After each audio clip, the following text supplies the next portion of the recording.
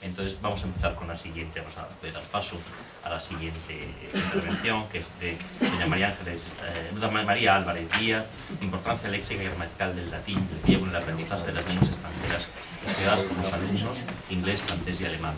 En el programa no hemos tenido la prudencia de poner el origen, el instituto o el centro en el que trabaja cada persona, salvo en el caso de los ponentes, de manera que invito, si no tenéis inconveniente, que cada uno digáis pues dónde trabajáis, simplemente para que tengamos un poco una idea de todos, ¿de acuerdo? Gracias. Bueno, yo trabajo en Pontevedra, en Galicia. No soy de allí, pero llevo muchísimo tiempo y la verdad es que yo vivo en un oasis, ¿no? Porque el latín y el griego están muy bien. De hecho, sacaron la plaza de griego hace poquito. Conseguimos que sacaran la plaza de griego. Y este año que me planteé cambiar de sitio por esto que tiene la vida, yo de pronto descubro que en Madrid no hay plazas absolutamente en ningún sitio, en Asturias tampoco, que fue lo que miré, y yo me asusté, porque digo, parece mentira, con todo lo que valemos. Parece de verdad. Digo, ¿por qué? Bueno, claro, yo lo que traigo aquí es algo que yo trabajo en clase, es demasiado técnico quizás, entonces voy a intentar ir todo lo rápido que pueda, ¿no? Aquí los 20 minutos. Sí quería hacer una introducción chiquitita, lo traigo escrito para ir más rápido, ¿no? Porque claro, el planteamiento de defensa de un futuro de lo clásico no debería, en mi opinión, girar en torno a un qué nos queda por decir. Pues esto es intrincarse en principio en los caminos de la utopía, sino más bien agarrarse a nuestro propio tiempo y cifrar la pregunta en los términos de Heidegger de qué autoridad está revestido lo clásico para dirigirse a nosotros. Yo hablaré aquí del ámbito lingüístico, pero no podemos olvidar, por ejemplo, que la linealidad de la historia se ha vuelto círculo una y otra vez, porque el hecho es que griegos y romanos se han reencarnado múltiples veces, y en cada una de esas reencarnaciones no han sido aguas estancadas, un postulado más, sino un proyecto. Junto al Renacimiento por antonomasia, en el siglo XX los historiadores han sacado 4.000 renacimientos y medio, etcétera, etcétera. Entonces, claro, por otro lado, toda reencarnación supone una muerte previa, y en este caso las muertes y los renaceres han tenido una recurrencia tal que quien habla, el primero parece haber sido Ens Howell, en Ticulchúa de Antique, de una forma rítmica como característica esencial y exclusiva de la historia cultural europea. ¿Cómo se podría explicar si no, aquí os traigo Palmira, en Occidente la permanencia de las ruinas con un estatus propio de ruinas frente a las civilizaciones de China y japonesa o India e islámica? Claro, le preguntaron en El País a Paul Veyne, ¿no? Le dice, bueno, ¿y entonces usted qué piensa? ¿Por qué estos destruyeron todo lo que los monumentos históricos? ¿No? Y él contesta, tenían dos objetivos. El primero, destruir los templos de los viejos dioses, claro, y al mismo tiempo también era una forma de mostrarnos que desprecian la gran religión que nos caracteriza desde hace siglos. Que, bueno, un siglo, dice él, yo digo desde siglos, el culto de los monumentos históricos. El saber es la memoria del ser, por haber visto, como todos sabemos, y por eso Mnemosine es la madre de las musas. El Occidente enarbola la bandera de la aletheia, del desocultamiento, y por ahí nos va muy bien. La distancia es en definitiva un poderoso incentivo para nosotros, y tanto para el redescubrimiento como para la recreación. Recuérdese, con respecto a esto último y situándonos ya en elementos más cercanos a nuestros alumnos, que nosotros tenemos aquí un campo de cultivo por todos los lados. A mí me encanta esto de los cazadores de sombras, ¿no? Porque ya empiezan con palabras griegas, o sea, no es cultura griega, es vocabulario griego. El maravilloso espíritu de los Parvata y estos, ¿no? Los Nephilims, por ejemplo. Luego yo traje el Harry Potter, que es latín, también por todos lados, muchas veces mal escrito y todas estas cosas, empezando, aquí lo tenéis por el logotipo, ¿no? Y tal, que está en 4.000 sitios en internet. Y luego ya para finalizar, por poner algo, los Juegos del Hambre de Hunger Games, vamos, parten de la idea base del mito de Teseo, y a partir de ahí 4.000 cosas del mundo antiguo, hasta el punto de lo que está pasando ahora en Rusia, mira que no tenemos de qué hablar, ¿verdad? Que los van a meter en el estilo espartano, estos del 20 de este mes. Van a meter, bueno, este reality show que van a montar y tal, entre lobos y osos y no sé cuánto, como digo, el más puro estilo espartano. Bueno, eso en cuanto a la recreación, para hablar un poquito. Y luego en cuanto al redescubrimiento, parece que vamos por el buen camino, y dentro del campo lingüístico, por lo menos en Italia, después del éxito del libro de Nicola Gardini, Viva el latino, ya los conocéis todos seguro, La storia e bellezza de una lingua inútil, que sin pretensiones de ninguna clase fue por la 8ª edición. Y hace nada en El País, Rubén Amón titulaba El latín lengua oficial de la Unión Europea. ¿Y tú por qué no? Muy bien. Bueno, Bueno, siguiendo por el camino lingüístico, entonces ya intentaré exponer de la forma más breve posible de qué autoridad se revisten el latín y el griego en la enseñanza de otras lenguas estudiadas por el alumno. Desde el punto de vista legal, después de analizar punto por punto la LOMCE, tanto la Comunidad de Madrid, porque el Boletín Oficial de la Comunidad de Madrid sigue mucho el BOE, ¿no?, como el de Galicia, el DOGA nuestro, que introduce algunos desvíos, pero más o menos es lo mismo, diremos, resumiendo mucho, lo siguiente. En general puede deducirse que si bien se proporciona una mayor cabida de facto a la idea del estudio del latín y el griego como base para la mejor comprensión de los alfabetos, las estructuras sintácticas y el léxico de otras lenguas, el conjunto es un desastre descriptivo y argumental. Son muchos los ejemplos, pero destacaremos los siguientes problemas. Comenzando por el griego, se habla en la introducción de conceptos lingüísticos que se pueden llegar a comprender más profundamente gracias a esta lengua, por lo que resultan esenciales para avanzar en el conocimiento y el uso correcto tanto de la propia lengua como de otras estudiadas por el alumnado. En cuanto al léxico, se nos dice que dentro de este ámbito se presta especial atención a la etimología, no solo porque ésta sirve para poner de manifiesto y toma ya la pervivencia de las raíces latinas, está hablando en griego, luego el DOGA lo arregla un poco y pone grecolatinas, ¿no?, sino porque además ayuda bla bla bla bla bla bla bla bla bla. Bueno, cuando vamos a los estándares, bueno, en griego 1 se propone el alfabeto, las construcciones de infinitivo concertado y no concertado, pero los elementos sintácticos y las estructuras así en general se comparan solo con los de la propia lengua castellana. Y el léxico remite al castellano únicamente, pero en griego 2 aumenta a los participios, a las construcciones de participio de cara a otras lenguas, y ya mete ese genérico de construcciones sintácticas y tal cual, ya mete también las otras lenguas para que las comparemos. En cuanto al léxico, también se amplía lenguas en algunos casos, pero parece que se puede explicar el significado de términos griegos mediante términos equivalentes en castellano, pero deducirlo por el contexto, por palabras de la lengua propia o de otras que conoce, mientras que se deduce y explica, por tanto, ambas cosas, el significado de palabras de la propia lengua o de otros objetos de estudio a partir de los sétimos griegos de los que procede. Bueno, el DOGA tiene muchísimas pretensiones, entonces mete un rollo ahí de política lingüística, del Consejo de Europa, de la competencia plurilingüe, empieza a contarnos que, claro, pues es importantísimo saber de unas lenguas para imbricarlas con las otras y que cuanto más sepas, pues más adelantas y tal. Y entonces cuando se mete justo con el latín y el griego se queda en lo de siempre, ¿no?, que somos muy buenos y muy interesantes porque damos cabida a muchas lenguas, pero punto. Es decir, no explica por qué. Y luego, en la parte de los estándares, en el griego el DOGA se desvía del BOE porque introduce ya en el griego 1 la comparación de las construcciones de participio concertado y no concertado con las lenguas que el alumno conoce. Sin embargo, hace desaparecer de un plumazo todas las comparaciones generales entre estructuras sintácticas que habíamos visto en el Boletín Oficial del Estado. Y así está la legislación con respecto al griego. En cuanto al latín, la ambigüedad, en muchos casos incluso la contradicción, está presente por todos los lados. En el Boletín Oficial del Estado se mencionan lenguas romances, luego otras lenguas no sé qué, luego vuelve a las lenguas romances, al final no sabe para lo que vale el latín. En cuanto a lenguas, claro. Y luego es cuando se cita específicamente el léxico, se habla exactamente los mismos términos que habíamos visto en el caso de griego. Y claro, la raíz latina está bien puesto.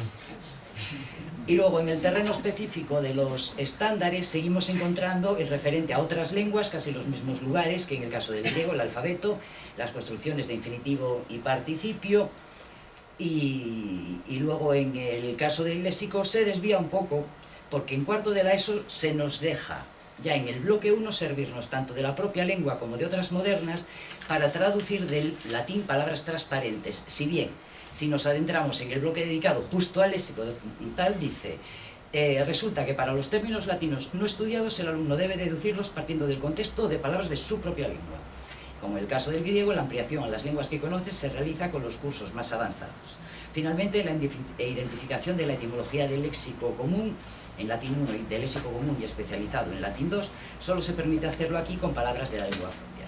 Y luego ya para rizar el rizo, ya os dejo en paz con la ley porque esto es, encontramos en latín ESO y en latín 1 en el bloque de textos y dentro del contenido, comparación de estructuras latinas con las de las lenguas propias, el estándares utiliza mecanismos de inferencia para comprender textos de forma global relacionando estructuras latinas con otras equivalentes en las lenguas que conoce. Es decir, las lenguas que el alumno conoce son las lenguas propias, una tautología completa y absoluta. Luego, la cultura clásica, más o menos estamos en la misma, dice cositas que están muy bien, pero que a la hora de especificar no nos cuenta nada. Y luego yo traía aquí la ley antigua, que sin tantas pretensiones deja muy claro que, por ejemplo, el latín, el conocimiento de la estructura de la lengua latina hace posible una comprensión profunda de la gramática funcional de las lenguas europeas de origen romance y de otras que comparten con el latín carácter flexivo o han recibido una aportación léxica importante de la lengua latina. Hombre, yo habría ampliado esto al inglés, por ejemplo, ¿no? Pero bueno. Y como nos dejan hablar del alfabeto, ¿no?, para lo que valemos en relación con el resto de las lenguas, hombre, yo traje un mapita porque, claro, todo esto es nuestro. Bien, los alfabetos vienen del griego y del latín, hombre, tenemos problemas ahí con el georgiano y el armenio, no se sabe si es griego o de qué es, pero claro que tenemos influencia. O sea, tú les pones a los niños el alfabeto turco y dices, yo no me lo creo. Claro, somos nosotros, es así. Y luego, además, el alfabeto latino es el más usado en el mundo, porque toda América lo utiliza, parte de África, parte de Asia, parte de Oceanía, etc. Y luego yo había traído 3 alfabetos, uno del inglés, otro del francés y otro del alemán, no por nada, sino porque justo de las 3 lenguas, el alemán, resulta que mantiene la penúltima letra, es la Y, exactamente igual que el griego y tiene la misma pronunciación, es una U. Bueno, voy a ver un poco cómo voy rápido. Con respecto a la lengua alemana podría contaros muchas cosas.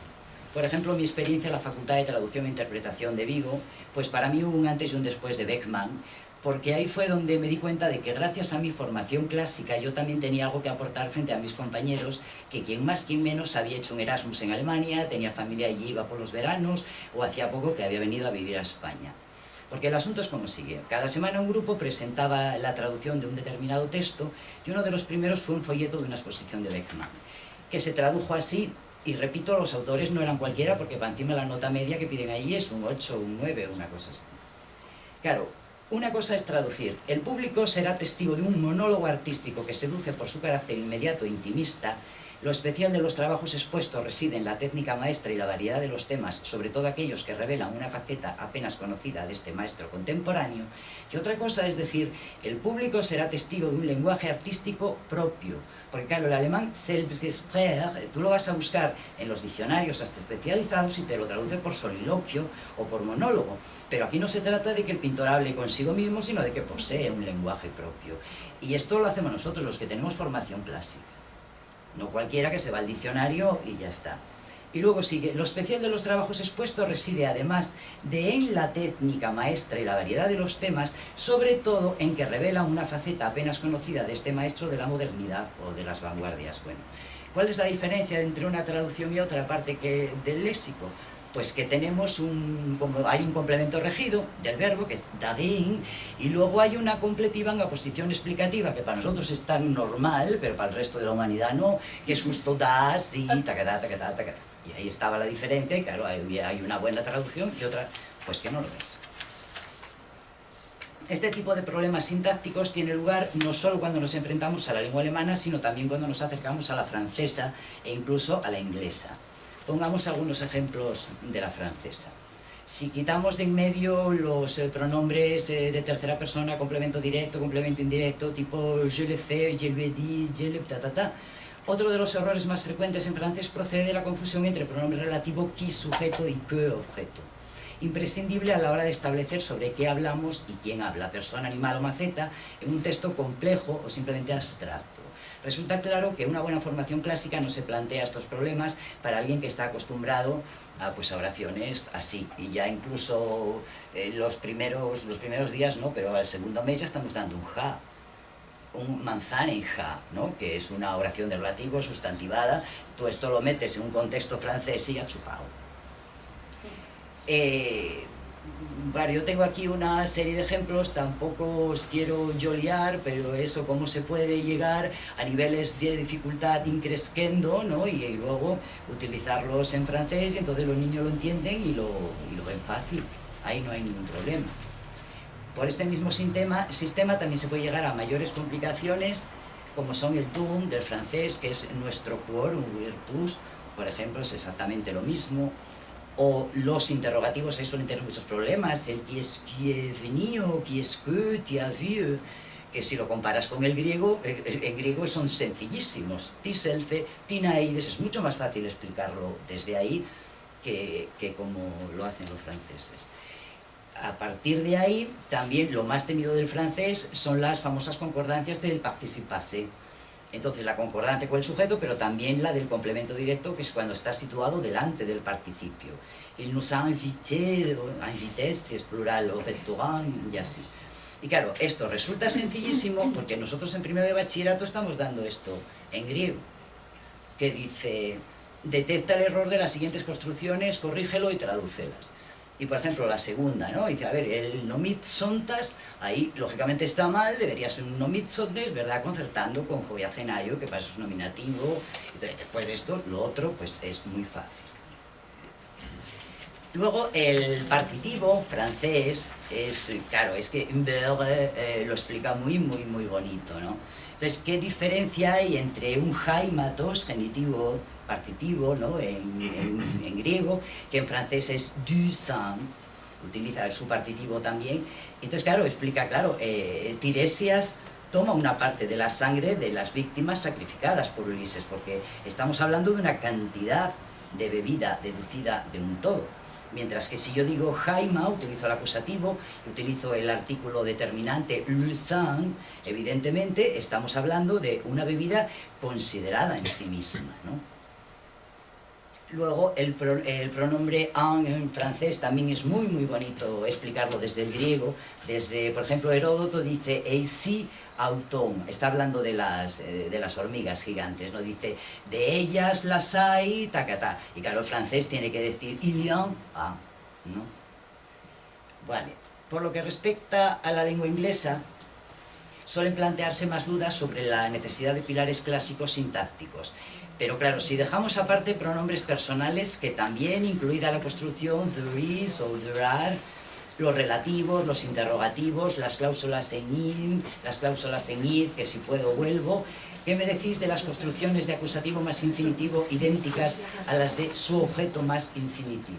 Estilo, do you want me to come with you? ¿No? Aquí tenéis un ejemplo en griego, en latín, el mismo en inglés, exactamente igual. O la pasiva personal, que los ingleses la utilizan un día sí y otro también, nosotros la explicamos perfectamente, ellos la apoyan, nosotros la explicamos. Claro. Y es que es lo mismo, ahí ya no hay más que decir. Ya digo, dejo para el final las clauses estas en in y en id. Como todos sabemos, y a pesar de lo que se quiere hacer creer, muchas veces ni el francés ni el inglés son fáciles, como tampoco lo son el castellano, el gallego, el asturiano, el catalán. En el momento en que se nos saca de estructuras familiares o no tenemos una buena base lingüística, nadie es capaz de utilizar bien ni siquiera su propia lengua. Y es ahí donde entramos nosotros, gentes de clásicas. De la misma forma que ningún país extranjero nos aprobaría el español a nosotros, ni en traducción, ni en interpretación, ni en el Instituto Cervantes, si nos expresásemos, por ejemplo, como los chicos de Gran Hermano, ¿no? Por otro lado, y en la otra cara de la moneda, para alguien con formación clásica, el alemán no resulta tan difícil como también se nos quiere hacer creer. Claro está que no pretendo llegar a los extremos de Borges y afirmar la sorprendente facilidad de lectura, decía él, de un libro como La Metamorfosis de Kafka. El tema Borges es muy interesante y yo no tengo tiempo, pero bueno, ya había traído un trocito de la traducción esta que había aparecido bajo su rúbrica, es mentira. Esta traducción es de 1925, apareció en la revista Occidente española, pero se quedó ahí en la nada y entonces se recuperó y salió en América con el nombre como traductor de Borges.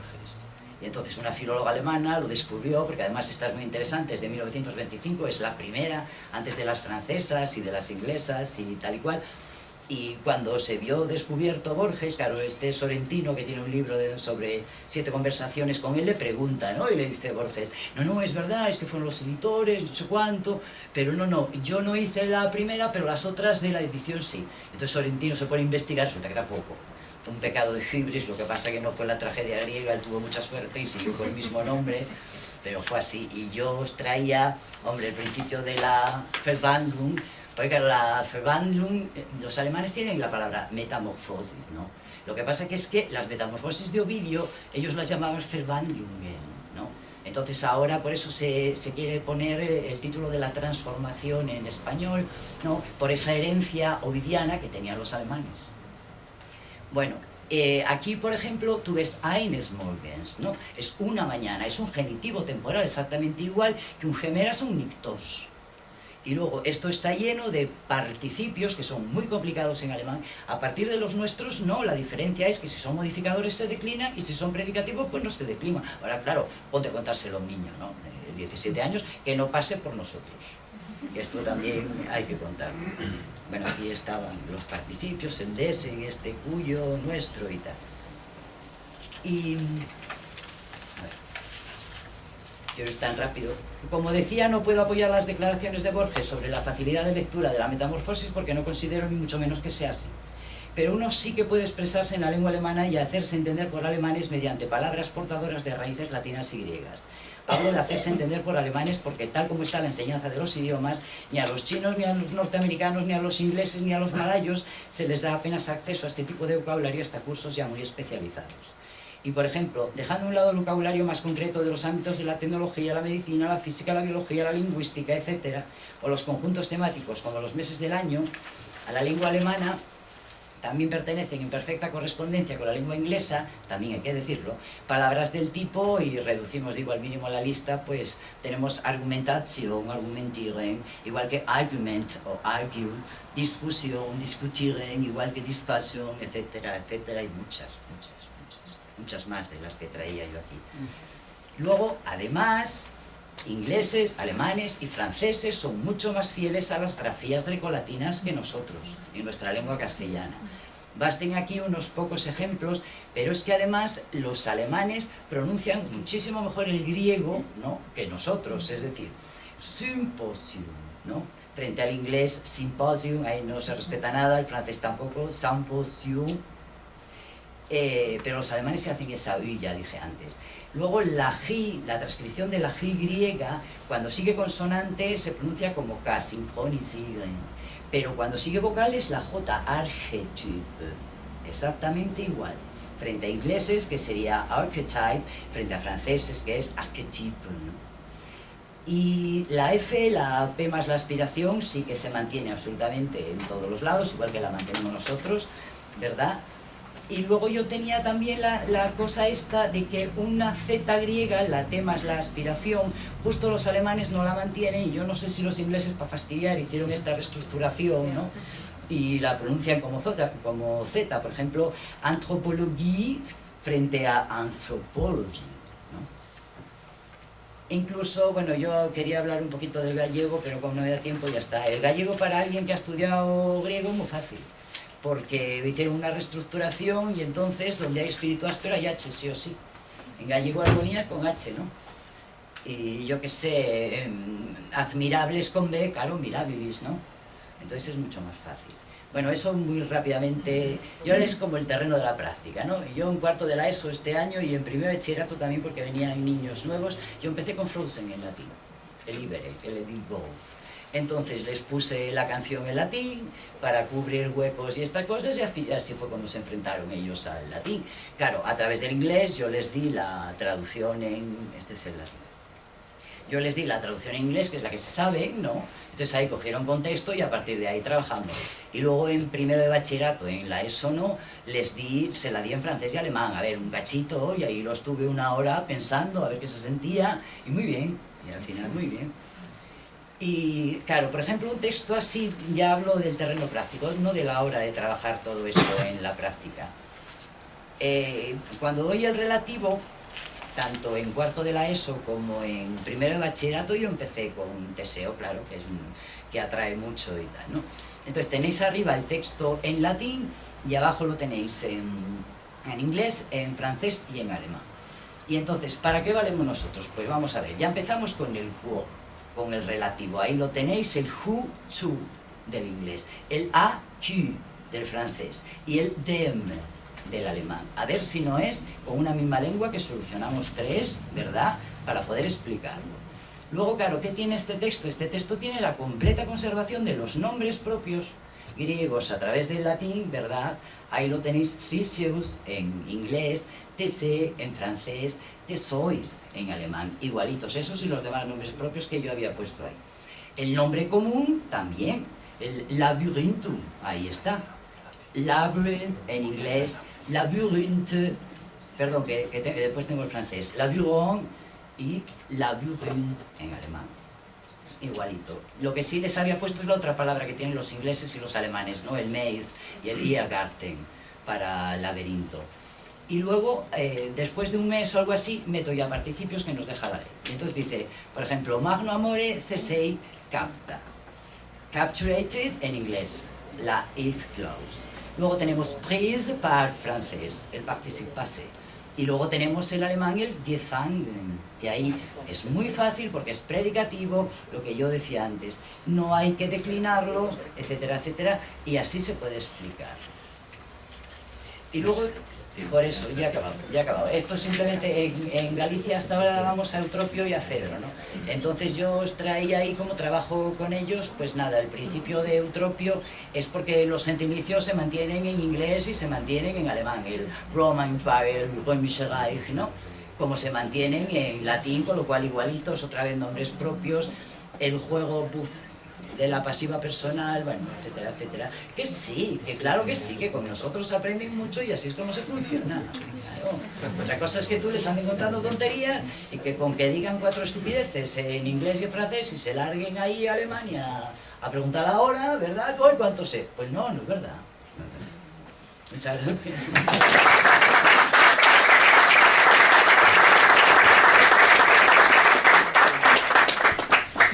Muchas gracias.